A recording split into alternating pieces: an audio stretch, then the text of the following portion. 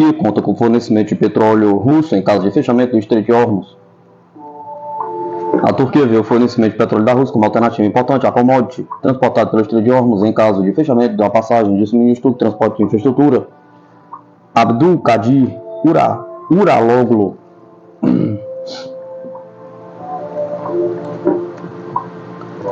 30% do petróleo mundial é fornecido pelo Estreito de Hormuz. É claro que o possível fechamento terá um impacto na Turquia, mas já fizemos consultas com o nosso ministro da Energia. A Turquia tem alternativas do petróleo do Irã, Azerbaijão, Rússia. Além disso, temos instalações de armazenamento.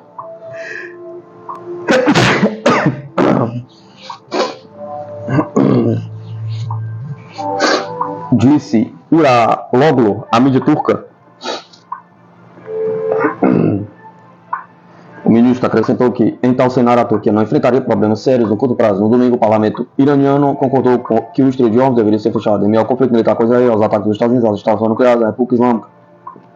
A decisão final sobre a questão caberia ao Conselho de Segurança Nacional do Irã, mas na noite de segunda-feira, o presidente dos Estados Unidos, Donald Trump, anunciou cessar-fogo em Tel Aviv e Teherã.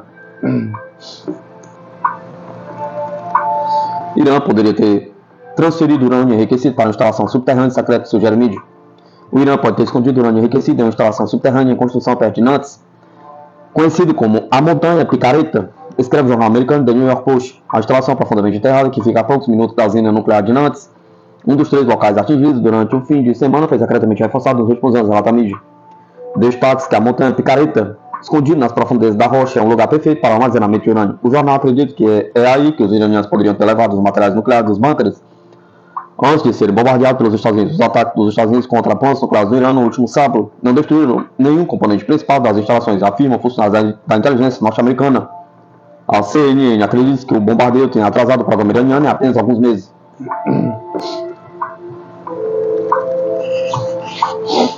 Rússia atinge aeródromo militar ucraniano com mísseis Kinzhal e libera povoado na região de Kharkov. Militares russos lançaram um ataque combinado à noite de sexta-feira, incluindo com mísseis de pressão Kinzhal contra um aeródromo militar ucraniano, informou o Ministério da Defesa russo. Durante a última semana, na área de operações do agrupamento de tropas russas, Sever Norte, Kiev perdeu mais de 1.355 militares, 16 veículos blindados de combate, 45 carros, 39 peças de artilharia de campanha, 2 estações de guerra eletrônica, 10 depósitos de munições e meios materiais. De 21 a 27 de junho, as Forças Armadas da Rússia efetuaram 6 ataques combinados com 11 de armas de alta precisão e drones, na sequência dos quais foram atingidas empresas do complexo militar industrial da Ucrânia, instalação de infraestrutura portuária, energética e de combustível que sustentava o exército ucraniano, estação de radar, de defesa aérea, estoques de munições, combustível, depósitos de armas, oficinas de produção, armazenamento e lançamento de drones, bem como aeródromos militares. O agrupamento de tropas russas Yug Sul eliminou no decorrer da semana 1.190 militares ucranianos, um tanque, 5 blindados de combate, 15 unidades de artilharia e ainda 15 depósitos de munições e meios materiais, detalhe do Ministério. Segundo o comunicado, a unidade do agrupamento russo 3 Centro, nesta semana, continuará ofensiva na República Popular de Donetsk e na região de Dnipro-Petrovsk. O exército de Kiev perdeu até 3.295 combatentes, um tanque, 29 blindados de combate, 23 unidades de artilharia de campanha e 42 carros.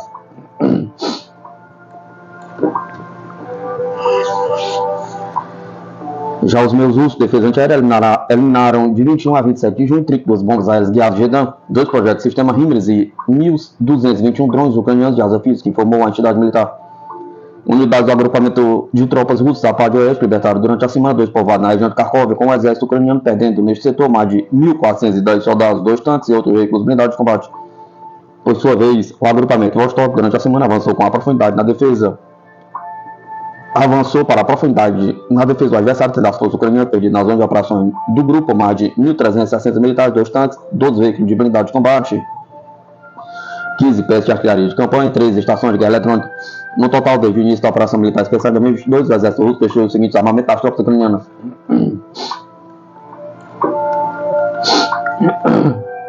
663 aeronaves, 283 helicópteros, 65.806 veículos aéreos tripulados, 612 sistemas de mísseis antiaéreos, 24.059 tanques e outros veículos blindados de combate, 1.572 lançadores multifoguete, 26.656 artilharia de campo, motores, 37.365 unidades de veículos motorizados especiais.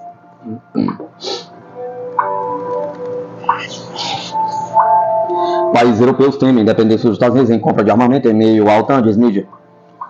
Os Estados-membros da OTAN que se comprometeram a gastar 5% do PIB anualmente em defesa até 2035 temem depender dos Estados Unidos para a aquisição de novas armas, informou a Bloomberg, citando fontes. Nesta primavera, um grupo de legisladores dos Estados Unidos chegou a Copenhague para instar as autoridades dinamarquesas a comprar mais armas dos Estados Unidos. No entanto, o lado norte-americano foi feito para entender que as ameaças públicas do presidente dos Estados Unidos, Donald Trump, de que a Groenlândia deveria se tornar parte dos Estados Unidos, tornam tal compra politicamente difícil.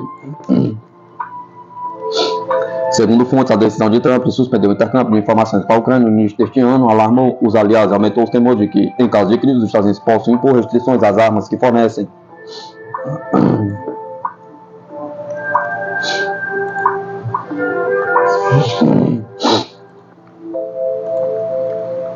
Os Estados Unidos planejam alocar 1 bilhão para testes de espaçonave X-37B capaz de carregar ogivas nucleares. Como parte da proposta de orçamento para os anos fiscais de 2026 e 2031, os Estados Unidos planejam alocar 1 bilhão para o programa de teste da espaçonave X-37B, avança o jornal Aviation Week. Os fundos devem ser atribuídos no âmbito do reforço dos recursos do Departamento de Defesa para melhorar o comando Indo-Pacífico dos Estados Unidos, com período de atualização, com período de autorização de 5 anos, aponta a notícia. A Força Aérea dos Estados Unidos tem atualmente 2 veículos espaciais X-37B. Um deles completou seu último voo em 7 de março, tendo passado mais de 434 dias na órbita da Terra.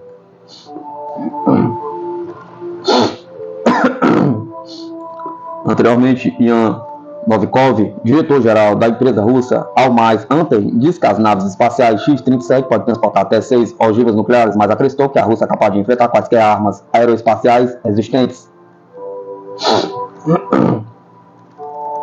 O Brasil estreita laços com a Rússia, negociando usinas nucleares flutuantes para a Amazônia. A estatal russa Rosatom, ator global no mercado, oferece ao governo brasileiro a compra de usinas nucleares flutuantes para uso na Amazônia. Os pequenos reatores, inclusive os modelos flutuantes, podem oferecer soluções seguras e estáveis para regiões de difícil acesso, como a Amazônia. Temos mantido um diálogo técnico produtivo com a Rosatom, disse o ministro de Minas e Energias, Alexandre Silveira. Segundo a Rosatom, a Amazônia poderia receber até 2035 12 reatores, gerando 0,6 GW. A estatal russa prevê a demanda para mais 0,5 GW de 10 reatores em navios na costa nordestina. Assim, isso equivale à metade da capacidade da matriz nuclear do país, visto que reatores modulares pequenos produzem os espaços reduzidos de 10% a 50% do que as usinas maiores produzem.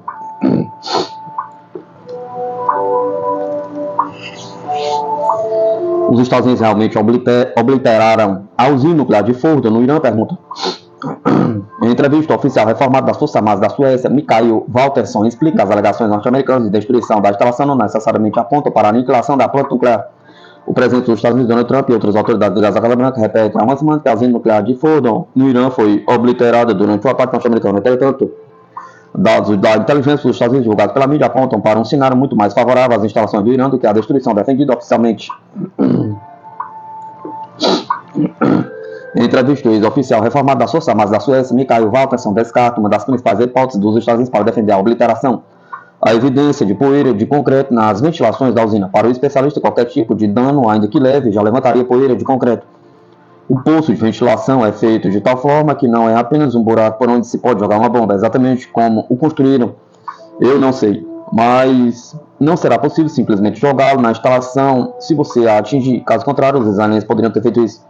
Outro argumento norte-americano questionado por Walters é sobre as bombas GBU-57, projetado para penetrar 60 metros de alvo no alvo antes de explodir. O armamento não deve ter alcançado mais de 30 metros de profundidade na usina de Fordo, já que a planta nuclear é construída em rocha e enterrada sob uma montanha, observa o sueco. Ainda que estas bombas entrassem nos dutos da usina, o oficial reformado acredita na possibilidade que esta canalização possua cavernas para desviar qualquer tipo de explosivo. Segundo o especialista, as instalações nucleares subterrâneas da Suécia, por exemplo, utilizam uma estrutura baseada em zigue-zagues. Outro ponto que favorece a integridade estrutural de Fordo é o Irã estar situado em um local com atividades sísmicas elevadas. Walterson aponta que a planta nuclear provavelmente foi construída com tecnologias capazes de aguentar fortes ondas de choque, seja por terremotos ou por bombardeiros. Enquanto os Estados Unidos defendem a obliteração de Fordo, a CNN publicou na última terça-feira que um relatório produzido por uma agência do Pentágono nega a destruição de qualquer componente principal das usinas nucleares bombardeadas. 2 pessoas familiarizadas com a avaliação disseram que o estoque de urânio enriquecido do Irã não foi destruído. Uma delas disse que as centrífugas estão praticamente intactas, cita a reportagem. Portanto, a avaliação é que os Estados Unidos as atrasarem alguns meses no máximo. Em declaração à mídia, a porta-voz da Casa Branca, Caroline Leavitt, desdenhou das informações publicadas pela emissora e classificou a história como uma tentativa de rebaixar Trump. Embaixador russo alerta para o desejo da Noruega em aumentar exercícios com o Oceano Ártico. O embaixador russo em Oslo, Nikolai Korshunov, afirmou que a Noruega não esconde o interesse de aumentar a presença da OTAN na região e intensificar os exercícios militares do grupo no país, incluindo na fronteira com a Rússia. Para Korshunov, a militarização intensiva nas regiões do norte da Noruega não levará ao fortalecimento da segurança nacional de Oslo, mas, ao contrário, apenas aumentará o nível de tensões militares e políticas, além dos riscos escalados no Ártico.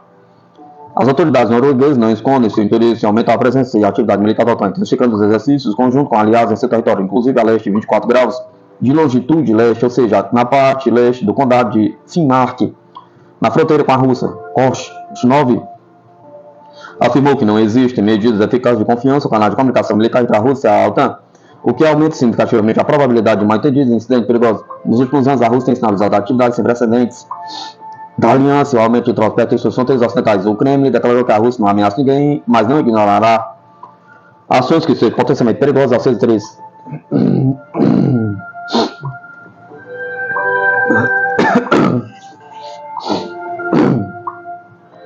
O ministro da Defesa de Israel pede para o exército preparar plano de ação contra o Irã. O ministro da Defesa israelense, Israel Katz, afirmou na sexta-feira que instruiu as Forças Armadas de Israel a preparar um plano de ação contra o Irã, garantindo que Tel Aviv tem superioridade aérea para conter qualquer tipo de hostilidade por parte do Irã. Pela rede social X, Katz destacou que Israel deseja a prevenção da produção de mísseis iranianos, assim como o desenvolvimento do programa nuclear da República Islâmica. Duramente atacado nas últimas semanas, tanto por israelenses como por norte-americanos, instrui as Forças Armadas de Israel a preparar um plano de ação contra o Irã que inclui a manutenção da superioridade aérea de Israel, a prevenção do desenvolvimento de um programa nuclear e de produção de milícia, a retaliação contra o Irã por seu apoio à atividade terrorista contra Israel. Agiremos regularmente para prevenir ameaças dessa natureza. A situação no Oriente Médio se agravou em 3 de junho, quando Israel lançou ataques em larga escala contra o Irã, acusando o Irã de implementar um programa nuclear militar secreto. O Irã retaliou aos ataques israelenses, atingindo aos militares dentro de Israel. Também negou a dimensão militar de seu programa nuclear, alegação sustentada pela Agência Internacional de Energia Atômica, que afirmou não ter evidência da posse de armas nucleares por Teherã.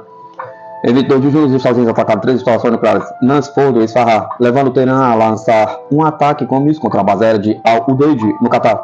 Na última segunda-feira, o presidente dos Estados Unidos, Donald Trump, disse na noite de segunda-feira que Israel e Irã haviam concordado em um cessar-fogo para encerrar a guerra de 12 dias. Na terceira, Trump afirmou que o cessar-fogo entre Israel e Irã está em vigor, convidando as partes a não o violar.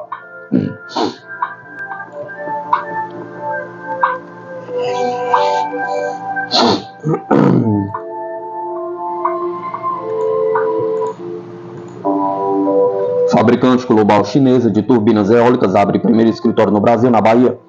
A estatal chinesa fabricante global de turbinas eólicas, a Wind Energy, abriu nesta sexta-feira, 27 de 6 de 2025, o primeiro escritório em terras brasileiras, na capital baiana, Salvador. Para operar, a empresa deve construir um centro de pesquisa e desenvolvimento no Brasil, destinado ao avanço da energia eólica e do hidrogênio verde, em parceria com o Senai Cimatec. O ministro da Casa Civil, Rui Costa, participou do evento de lançamento. A Bahia e o Nordeste têm uma posição bastante competitiva e privilegiada para a geração de energia eólica e solar. A Bahia se destaca dentro do Nordeste pelas condições de vento, pelas condições de transformação de energia do sol em energia elétrica. Declarou: é importante que o Brasil faça essa parceria com a China, parceria para desenvolver tecnologia, parceria para trazer e abreviar, eu diria, qualidade de vida para o seu povo, trazendo emprego e renda. Prosseguiu Rui Costa. O montante previsto para o plano de expansão das linhas de transmissão nos próximos anos chega a 60 bilhões. Os investimentos incluem obras de construção, operação e manutenção de linhas de subestações em estados como Bahia, Sergipe, Pernambuco, Minas Gerais, Espírito Santo e Rio de Janeiro. Rui Costa lembrou que várias empresas chinesas de postos estão abrindo negócio no Brasil e citou a fabricação de automóveis da BYD, que emprega 1.700 pessoas. Até outubro serão 4.000 funcionários e até final de dezembro de 2026 chegará a 20.000 funcionários no estado da Bahia.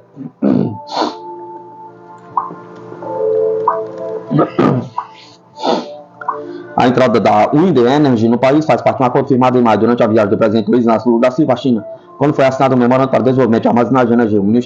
O Ministério de Minas e Energia, a estatal chinesa, o Senai Cimatec, fecharam um acordo de cooperação bilateral no setor de energias renováveis.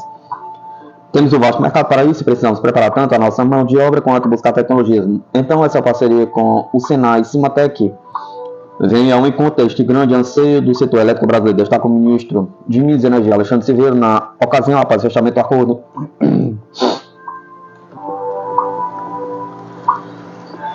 O presidente mundial da Wind Energy, Cheng Shen Guang afirmou que o objetivo é trazer a cadeia completa de produção de energia eólica para o Brasil, desde planejamento, venda e produção de turbines eólicas conectadas à rede até a operação e manutenção de parques eólicos e fornecimento de peças e reposição. Prosperidade e proteção ambiental são os mais valores cruzados. Estamos no Brasil com um forte apoio de vários parceiros de excelência, como órgãos governamentais e empresas pioneiras, disse Cheng.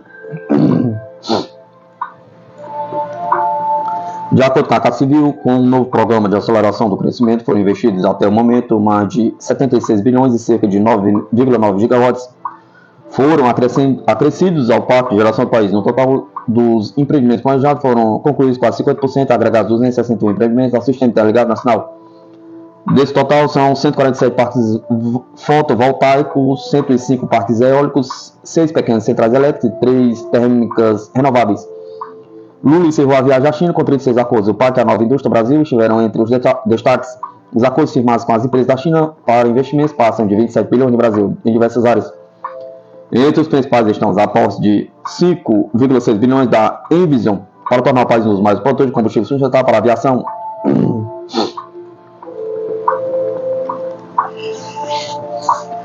O mesmo valor será aplicado no Brasil pela companhia chinesa de delivery, Meituan, que vai lançar o aplicativo de comida Keta, conhecido na China por entregas de alimentos através de drones. A expectativa é gerar mais de 4 mil empregos diretos e outros 100 mil indiretos. No momento, a empresa atua internacionalmente apenas na Arábia Saudita. Ainda a montadora chinesa GAG, cujo CEO Wei Haigang vai investir quase 7,4 bilhões para produzir carros híbridos e elétricos em Goiás, além de implementar um centro de desenvolvimento e pesquisa no Nordeste.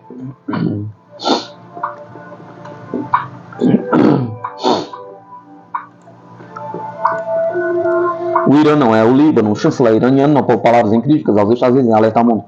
O chanceler iraniano Abbas Araghchi mandou o recado. Qualquer violação a cessar-fogo será respondido com força. Em tom duro, ele deixou claro que terão sua volta a negociar com os Estados Unidos se isso for de interesse nacional. Araghchi não poupou críticas ao presidente Donald Trump, chamou sua política de pressão máxima de contraditória. Ele também disparou contra Israel, dizendo que o Irã não é o Líbano e qualquer provocação terá resposta rápida e à altura.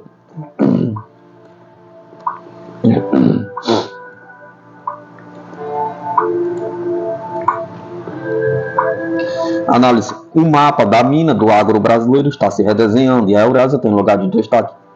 Economistas apontam que a abertura de mercados na União Europeia Euroasiática para o Brasil ajuda a reduzir a dependência de outros países e cria oportunidades para exportar itens de maior valor agregado, indo além das commodities tradicionais. O governo brasileiro recebeu da autoridade sanitária da Rússia autorização para exportar subprodutos de origem animal destinados à fabricação de extratos de uso farmacêutico chamados opoterápicos a todos os países da União Econômica Euroasiática. A consolidação da abertura do mercado na União Econômica Euroasiática é fruto de uma ação conjunta entre o Ministério das Relações Exteriores e o Ministério da Agricultura e Pecuária. Com ela, o agronegócio brasileiro alcança 386 aberturas de mercados desde 2023. Composto por Rússia, Belarus, Cazaquistão, Armênia e Quirguistão, a União Econômica Euroasiática tem uma população total de 185 milhões e no ano passado foi o destino de mais de 1,4 bilhão de receitas em produtos agropecuários exportados pelo Brasil. Economistas apontam como a abertura do mercado euroasiático contribui para a economia brasileira. Renan Silva, gestor da Blumetrix Asset, afirma que o aprofundamento das relações comerciais do Brasil com a União traz diversos benefícios estratégicos, sendo o primeiro deles a diversificação de mercados, o que contribui para reduzir a dependência de parceiros tradicionais como Estados Unidos, China e União Europeia, criando uma espécie de proteção. A outra questão importante é que você reduz as pressões sobre a regulação dos países ocidentais, uma vez que a dinâmica regulatória da União é diferente da dos países ocidentais, o que pode apresentar menos barreiras não tarifárias relacionadas a questões ambientais ou de sustentabilidade que frequentemente impactam nossas exportações, em especial a Europa e os Estados Unidos, aponta o economista. Ele afirma que há também um contrapeso em relação às pressões geopolíticas, pois em um mundo cada vez mais multipolar, manter relações comerciais equilibradas também pode deixar sua matriz um pouco mais segura. Somando a isso, o Silva acrescenta que há o aspecto da complementariedade econômica, uma vez que os países daquela região são fortes em alguns setores agrícolas, como trigo, e deficitários em outros, nos quais o Brasil é bastante competitivo, como proteína animal, café e açúcar. Ele afirma que o aumento do poder aquisitivo, sobretudo na Rússia, no Cazaquistão, impulsiona a demanda por produtos alimentícios, o que é muito bom para o Brasil. Também tem que se considerar que os investimentos chineses na iniciativa Central em Rota também estão melhorando as conexões logísticas na região, potencialmente reduzindo os custos de transporte para os produtos brasileiros. Isso também é muito relevante. As sanções econômicas impostas à Rússia, por exemplo, também reduziram muito a presença dos norte-americanos na região. abrindo muito espaço para os nossos produtos, afirma.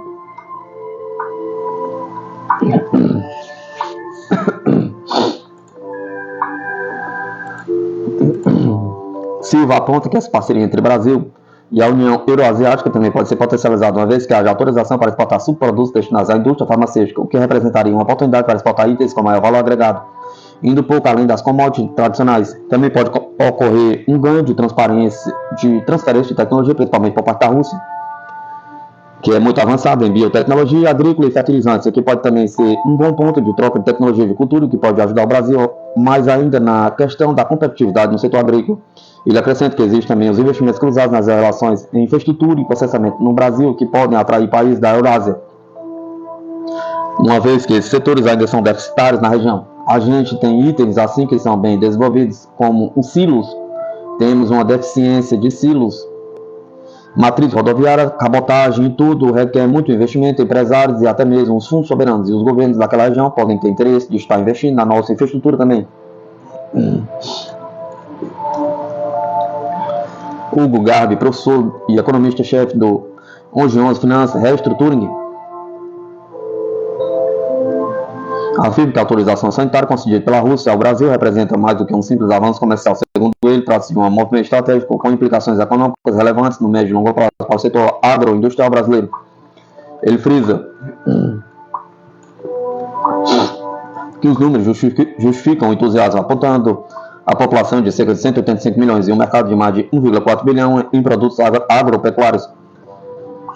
A emissão do certificado sanitário amplia o leque de produtos elegíveis à exportação, especialmente em um nicho de alto valor agregado, o de insumos biofarmacêuticos, sobre subprodutos como glândulas, enzimas e tecidos animais utilizados para a produção de hormônios e outros extratos terapêuticos podem atingir preços significativamente superiores às de commodities tradicionais, aumentando a rentabilidade por unidade exportada, disse o economista.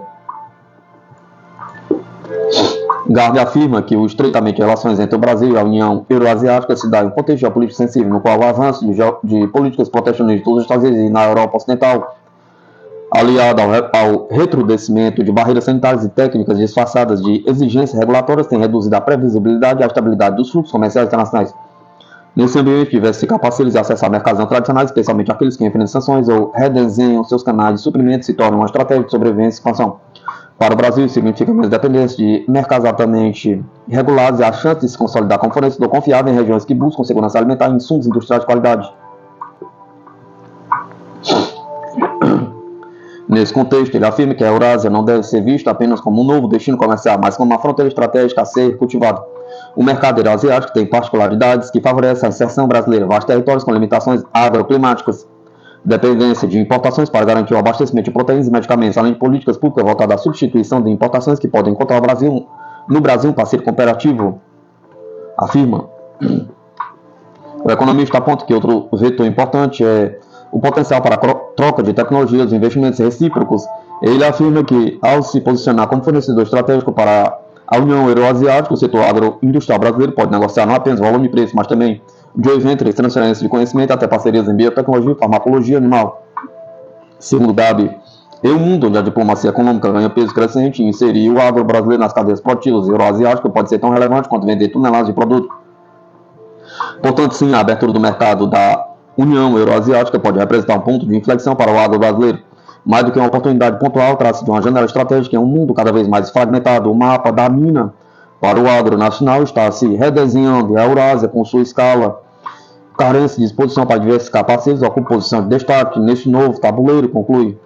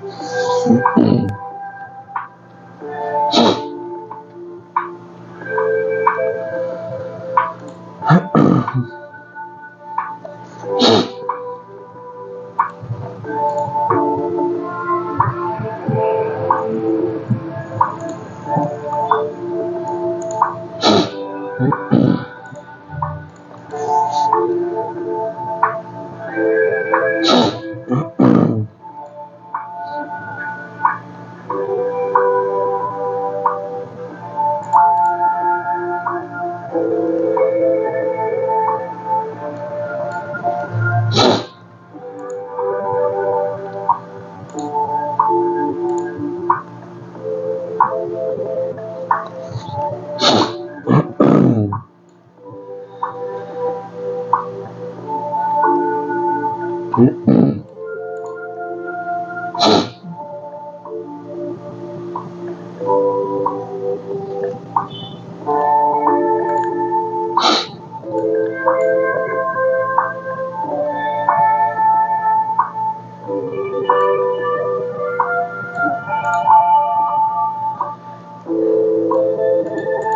proíbe inspeções do chefe da AEA após suposto vazamento de informações para Israel.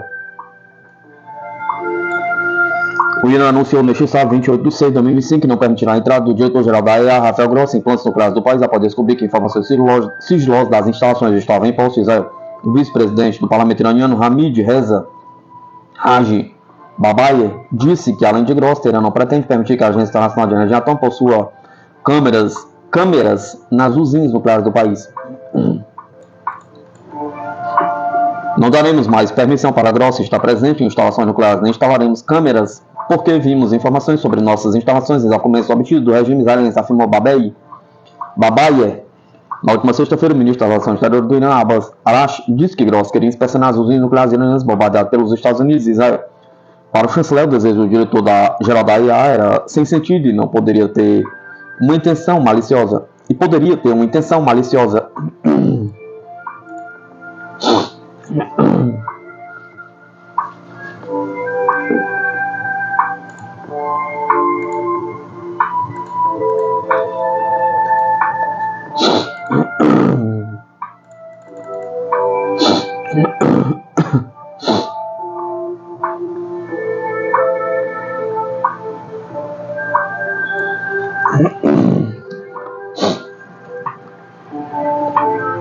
Pentágono desonrado ainda insiste que as instalações nucleares iranianas foram destruídas.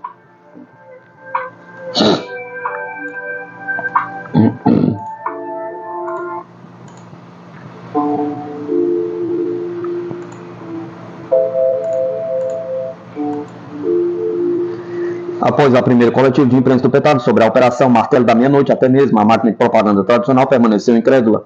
Obviamente que muitos atribuirão isso à síndrome de perturbação de Trump. No entanto, embora a operação ainda seja uma parte importante de sua motivação, a grande mídia pode realmente estar no caminho certo neste caso específico. Eles não podem estar 100% errados, certo? Pergunta. E não, o governo Trump gritando notícias falsas para tudo não está ajudando. Pelo contrário, só está piorando as coisas. Ou seja, o presidente dos Estados Unidos, Donald Trump, anunciou pomposamente o briefing do Pentágono de ontem sobre o ataque ao Irã. Um mais detalhado, mas ainda muito pouco convincente, para dizer o mínimo. A irrefutável conferência de imprensa forneceu mais detalhes sobre o suposto nível de destruição das 3 instalações nucleares iranianas, nomeadamente Fordo, Natanz e Isfahan. O Centro de Pesquisa Nuclear de Isfahan é um centro científico atômico e uma importante instalação de conversão de urânio localizado a sudoeste de Isfahan, uma cidade histórica no centro do Irã. A instalação nuclear de Natanz é o principal complexo de enriquecimento de urânio de Teherã, situado aproximadamente 120 km ao norte de Isfahan. E por último, mas não menos importante, a usina de enriquecimento de combustível de Fordo, uma instalação de enriquecimento de urânio fortemente fortificada, enterrada nas profundezas de uma montanha aproximadamente 30 km a noroeste, com uma outra cidade histórica no norte do Irã. Há muitas delas em um país cuja história abrange milênios. Como esperado, a instalação de Fordo é o principal ponto de discórdia, já que os Estados Unidos insistem que ela foi destruída, embora evidências irrefutáveis disso sejam extremamente escassas. Foi justamente essa noção que enfureceu Trump, que chegou a apontar que os pilotos do B-2 estavam supostamente chateados com todas as notícias falsas.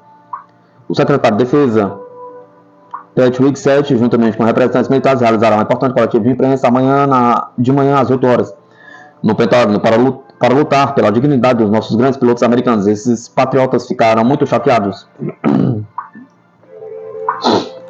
Após 36 horas de voo perigoso pelo território inimigo, eles pousaram, sabiam que o sucesso era lendário, e 2 dias depois começaram a ler fake news na CNN e do decadente The New York Times. Sentiram-se péssimos. Felizmente para eles, e como sempre, apenas com o propósito de denegrir o presidente Donald Trump, as fake news, Times e CNN mentiram e deturparam completamente os fatos, nenhum dos quais tinham, porque era muito cedo, ainda não havia fatos disponíveis. A coletiva de imprensa era interessante e irrefutável. Aproveitem, postou Trump no thread social. A controvérsia também foi exacerbada pelo relatório da Agência de Inteligência de Defesa DIA, vazado para a CNN. A avaliação da agência sugeria fortemente que a operação Martelo da Meia-Noite fracassou. após os ataques aéreos dos Estados Unidos não terem conseguido destruir o programa nuclear iraniano. A CNN citou duas pessoas familiarizadas com a avaliação que supostamente disseram que o estoque de urânio enriquecido do Irã não foi destruído, uma das quais concluiu que as centrífugas estão praticamente intactas. Além disso, várias outras fontes relataram que Teherã retirou o urânio enriquecido das 3 instalações antes que os Estados Unidos enviassem os bombardeiros estratégicos B-2 para atacá-las. A reportagem da DIA também afirma que o programa nuclear iraniano foi atrasado talvez alguns meses no máximo. Enquanto isso, essas avaliações foram descartadas em favor das alegações de Trump com o apoio de agências espionagem israelenses dos Estados Unidos. Entretanto, até mesmo seus relatórios ainda questionam a validade das alegações de Trump de que as instalações nucleares iranianas foram totalmente destruídas. O seu diretor da CIA, John Ratcliffe, declarou que sua agência obteve um conjunto de evidências confiáveis que indicam que o programa nuclear do Irã foi severamente danificado. Obviamente, poderíamos simplesmente descartar isso como pura semântica, mas totalmente obliterado e severamente danificado são dois resultados muito diferentes. A maneira um tanto colorida de Trump expressar suas opiniões certamente pode aumentar a confusão geral, mas um assunto como este exige avaliações de danos 100% precisas. E, no entanto, altos funcionários do governo Trump continuaram a usar métodos semelhantes para descrever o suposto sucesso da Operação Martelo da Meia-Noite. Por exemplo, o League 7 usou termos como dizimando, obliterando e destruindo as capacidades nucleares do Irã. Pior ainda, em vez de fornecer as supostas evidências irrefutáveis de que as instalações iranianas foram totalmente destruídas, a coletiva de imprensa se concentrou principalmente em relatos muito detalhados de que as tropas americanas no Oriente Médio estão passando como se alguém as estivesse forçando sob a mira de uma arma a participar da abrangente agressão americana contra o mundo. Além disso, assim como o próprio Trump, autoridades do Departamento de Defesa do Pentágono nomeadas por ele enfatizaram o esforço de voar 37 horas do Missouri ao Irã. Enquanto o IG-7 se baseava principalmente em emoções e jingoísmo barato, o general Dan Cain, chefe do Estado-Maior, conjunto concentrou-se nas especificações das bombas GBU-57 de 14 toneladas, destruidores de bunkers que foram lançados sobre a instalação de Fort Wayne, insistindo que elas funcionaram conforme planejado, ou seja, explodiram. No entanto, o próprio Cain invalidou efetivamente seu próprio briefing, quer dizer que a força conjunta não realiza avaliações de danos em batalha. Acrescentou que, por padrão, não avaliamos nossa própria lição de casa. E isso é feito pelo serviço de inteligência. No entanto, essas mesmas agências inicialmente negaram que as instalações tivessem sido destruídas e mudaram sua avaliação somente após forte pressão política para fazê-lo. Pior ainda, Kane citou um dos pilotos de B-2 dizendo que a explosão das bombas iniciais foi tão grande que parecia um clarão avassalador de luz do dia. Isso vai totalmente contra a explicação de Kane sobre o funcionamento das bombas, quando ele afirmou que ele explode no subsolo, o que significa que há pouca ou nenhuma explosão visível do lado de fora. Para piorar a situação, Kane também admitiu que os iranianos construíram cobertura de concreto que reforçou ainda mais a instalação de fogo. E, no entanto, a questão da potencial precipitação radioativa nunca foi abordada por ninguém no governo Trump ou no Pentágono. Ou seja, o urânio usado como combustível em usinas nucleares é enriquecido a 3,67%, o que é considerado muito baixo dos 90% ou mais usados em armas nucleares. Deve-se notar que os desastres de Chernobyl e Fukushima usaram precisamente esse tipo de combustível nuclear, o que ainda resultou em contaminação radioativa massiva. Por outro lado, a instalação de fogo tinha urânio enriquecido a 60%, o que significa que a precipitação radioativa teria sido muito pior, dado o fato de que nenhuma radiação foi detectada após os ataques dos Estados Unidos. A única conclusão lógica é que os reatores não foram destruídos. Alguns tentaram explicar isso, alegando que isso ocorre porque os iranianos moveram o urânio vários dias ou semanas antes dos ataques dos americanos.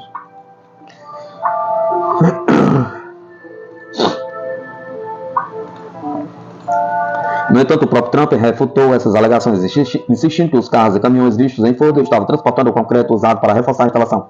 Enquanto isso, a grande mídia cita capitais europeias como a fonte da alegação de que o Irã supostamente transportou o urânio enriquecido para outro lugar, embora ninguém pareça saber exatamente para onde. O Financial Times insiste que o estoque de urânio atualmente enriquecido do Irã permanece praticamente intacto após os ataques dos Estados Unidos e as suas principais instalações nucleares. Acreditam as capitais europeias, questionando a afirmação do presidente Donald Trump de que o bombardeio obliterou o programa nuclear da República Islâmica. Citando ainda duas fontes anônimas, o Financial Times afirma que o estoque iraniano de 408 kg de urânio enriquecido próximo ao nível de armas havia sido distribuído para vários outros locais. E, no entanto, apesar de toda a incerteza, a administração Trump continua insistindo que as instalações, pelo menos, não estão mais operacionais. Estranhamente, Trump até sugeriu o investimento dos Estados Unidos no programa nuclear iraniano pacífico, ou seja, de acordo com a CNN, a administração Trump discutiu a possibilidade de ajudar o Irã a acessar até 30 bilhões para construir um programa nuclear de produção de energia civil. O relatório também sugere que os parceiros árabes da América pagariam a conta. E isso ainda não foi confirmado, mas se for verdade, pode revelar que a motivação de Trump para os ataques foi pelo menos parcialmente econômica e financeira, ou seja, as instalações nucleares do Irã foram construídas com assistência russa, chinesa e norte-coreana. Então, bombardeá-las após 15 anos de planejamento foi uma boa maneira de tirar Moscou, Pequim e Pyongyang do mercado no Irã.